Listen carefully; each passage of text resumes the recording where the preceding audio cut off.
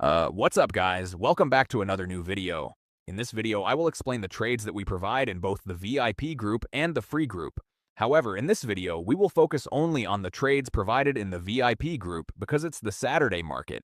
On Saturdays, we trade in OTC, so we operate only in the VIP group.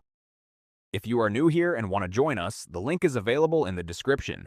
You can also text us on Telegram at binary support. All the links are available in the description, so go and check them out.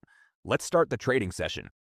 This was our first trade, which we provided in the VIP group on Apple OTC for a call side upside move. Let me explain the trade. You can see there was a moving average and an uptrend was also present. The previous candle was taking support from the moving average, and there was also a support level. That's why we provided a signal for the upside move, and this was a clear win. Now let's move on to the second trade, which we provided on Coinbase OTC for a call side move.